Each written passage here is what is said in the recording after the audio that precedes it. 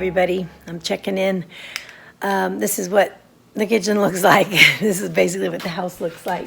We had to empty everything out and cover everything up because since my husband was stung by a scorpion a couple times, we've found a couple more, and so anyway, we haven't really seen a whole lot of like other bugs that they feed on, but apparently the protocol is to basically spray for everything that they could eat, and then they go away. And then on top of that, we have diatomaceous earth that we're putting around the house on the outside as well. So we really don't want to see another scorpion. It freaks me out so bad, but anyway, so it's like we're moving, you know. We had to like empty like all the cupboards. I mean, everything is like empty, which is great in a way because the way that I had it set up didn't seem to be conducive to the way it wasn't useful friendly, and I need to switch, you know, like my plasticware and my cans and my pantry and stuff. It didn't seem to be in the right place, so this kind of forces us to move everything, but again, super busy. So anyway. All right, so this is what I'm having for breakfast, and I'm eating it like this because everything else is packed up. 1 Baby Bell, 1 hard-boiled egg, a half a cup of bran cereal, and a cup of cashew milk.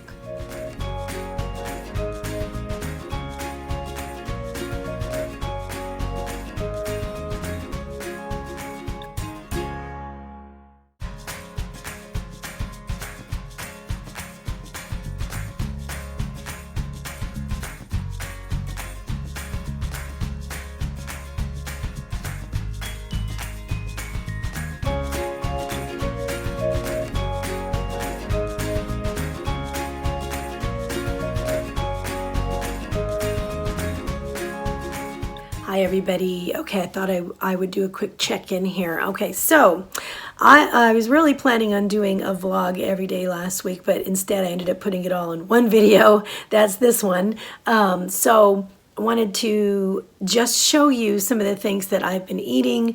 I'm not going to put all of the counts up on the screen because it can get tedious for me and for you, but you might be wondering what it is that I'm eating to be on the path that I'm at right now.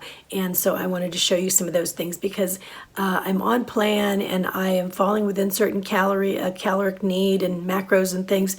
But that doesn't mean that I am not going to have chips once in a while. I'm not going to have something that's, you know, a little bit more fun. There is time for that, and there's some of that in there. And I'm going to show you what that looks like.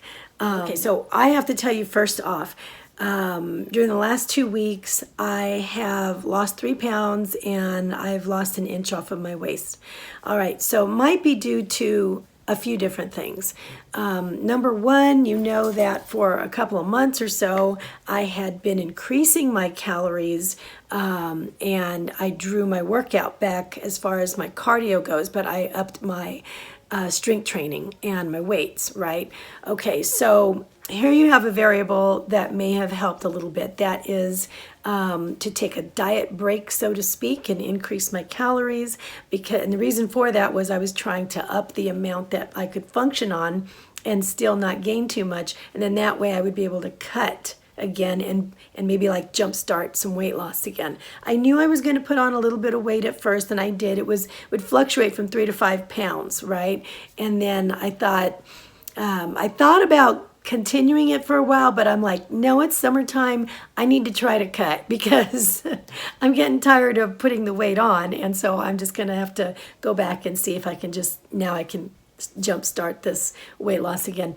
And so what I decided to do was increase my cardio again. So I went from, I had cut down to maybe 1 mile a day, a few days a week. And I was doing 2 miles a day for almost 4 to 5 days a week. And now I'm back up to 3 miles about 4 days a week. And so what I do is I split it half in the morning and half in the evening. I still am doing some weights, although not as much as I was doing over the last 2 months, because I'm concentrating on the Pilates machine that I got. And so I have to say, I love that Pilates Pro Chair. It is amazing. I'm stretching in ways that I haven't. I'm sore. My muscles are doing great, but it feels so good. It doesn't feel like I'm like, oh, great, I got to work out again. I'm like, man, when can I do this again? And so I'm really, really loving it. And it's making a lot of difference. And you know, when you stretch a lot, you should really make sure that you're drinking a lot of water so you could flush out the stuff that's being released from your muscles and everything. And so, so that's what I'm doing. I'm really enjoying that. And it's just really, the workout that I'm doing is really targeting your ab area. So that might be part of the reason why, you know, my waist has shrunk up a bit. But anyway, okay, so as far as food goes, what am I doing? I am definitely keeping it, you know, under the amount of points that I have to have per day. But the more important thing that I want to point out here is that number two, there's two things here. Number one, I'm using the chronometer to track my calories, not just my calories, but my macros. And the reason why is because I think I have figured out, you know, there's so much trial and error when it comes to this whole journey. And I pretty much figured out, I think that I have to be anywhere between 12 to 1400 calories to see a loss at this time.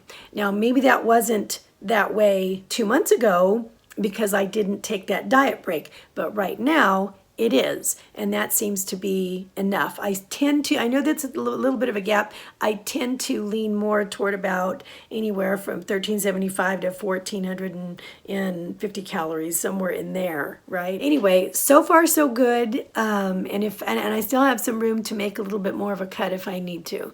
Also another good thing that I've figured out for myself was that the ratios that I need to fall in, I'm not just having those calories on whatever I can eat, although there is room and there has been room for me to have, you know, treats and things like that. Obviously, I have had some of those things, but I try to make the better choice. I try to, if I have like, you know, like I had a donut, I try to keep it at a certain amount and limited to like the 1 day or something like that, so that it's not, you know what I mean, like all over the place. It could be hard to track when you do that. Although my birthday is coming up tomorrow. Tomorrow? No, Wednesday. Wednesday the 3rd is my birthday. I'll be 53. And so I don't know what's going to happen on that day, but I'm just going to go ahead and just let it happen. I think, you know what? I always say that and then I don't. So I'll probably just be sensible and have some cake and not go hog wild. But anyway, we'll see. Okay, so what I have found is that my macros have to fall like this in order for me to see a successful weight loss. And that is 40% protein, 40% carbs, 20% fat. That is for me. That might not be for everybody. And so what I can see is that even if that's good fats and if I'm still over, that might put me over too much. If my carbs are over, I found definitely if my carbs are over 40%, if my carbs are more than my protein, it's, you know, my weight loss is going to be slow. I'm going to have a little bit of an issue. If I have more protein, which I'm really, really zeroing in on, than the carb, then I'm in good shape. But it's not only that, I'm trying for lean protein as much as possible. And also another thing is that I am trying to consciously eat until I am about 3/4 of the way full. So I am not eating until I get a certain rush and a release of, you know, oh, now I have to go lay down or something like that. I feel like I eat until the point where I'm comfortably satisfied, and then I pull back. And if I'm still hungry, then I might go look for something that has a higher amount of lean protein in it to top it off. If not, I take a drink of water or something like that, and I wait for the next meal. But I always make sure that I want to fill that with a better choice, right? So anyway, I have a few go-tos.